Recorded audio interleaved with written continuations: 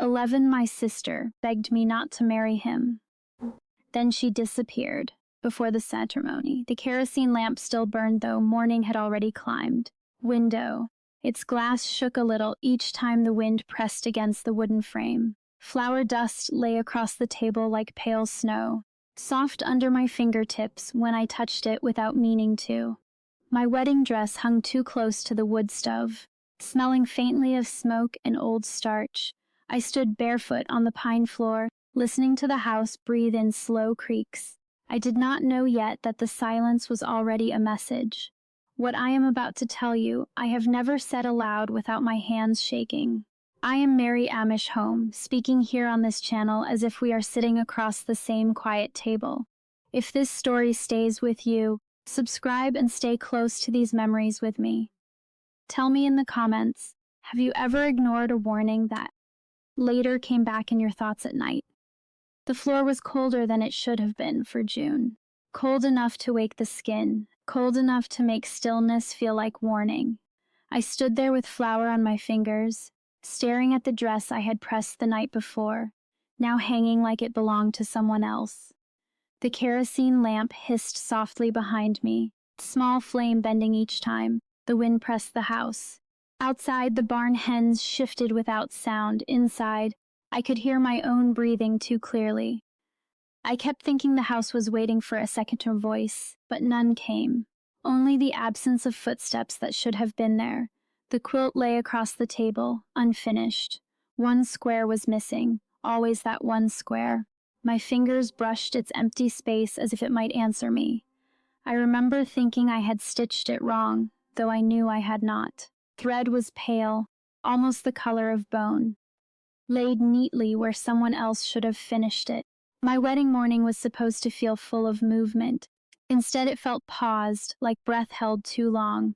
Even the stove seemed slower, collapsing inward without its usual crack. I did not yet name the feeling, but it sat in my chest like a stone.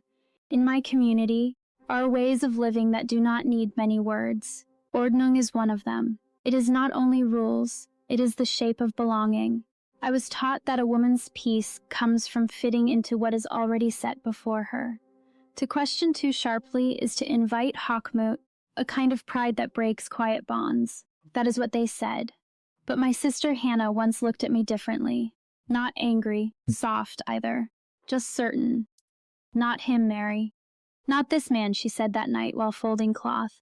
I still hear it when the house is too quiet. Hannah used to sew beside me at night. Needle moving, thread pulling tight.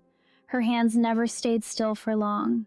That was before the wedding talk became real. Before names were spoken aloud in front of family.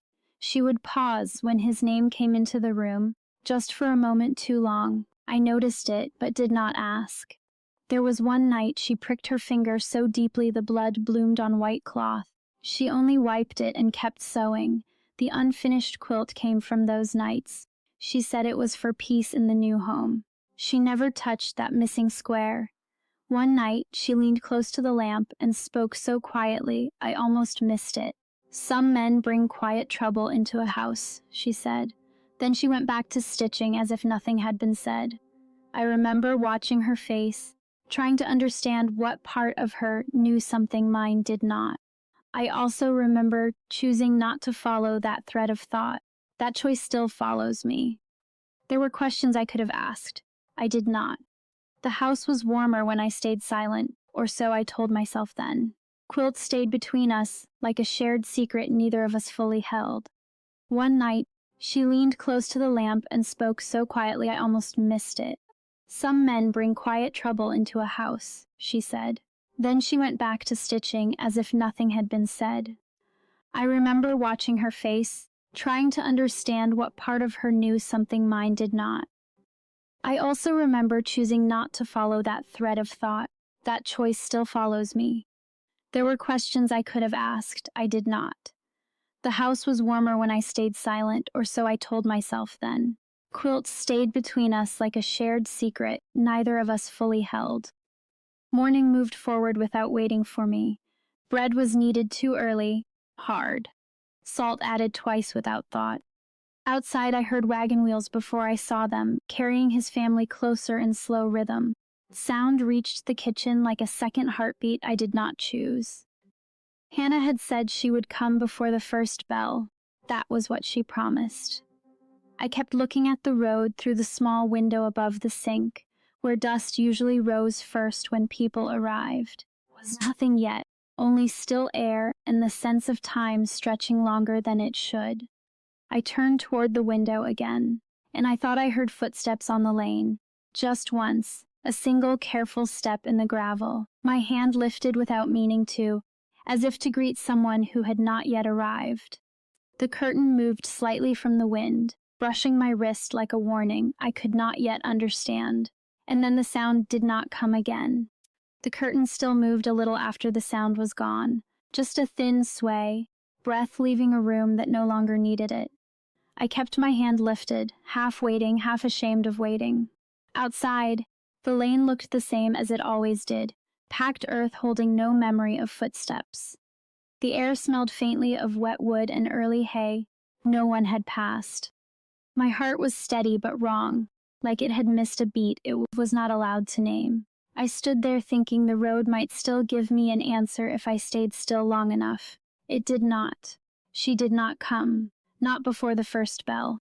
Not after the second. There was no voice calling from the lane, no shadow at the edge of the yard, only the ordinary continuation of morning, as if nothing had ever been promised at all.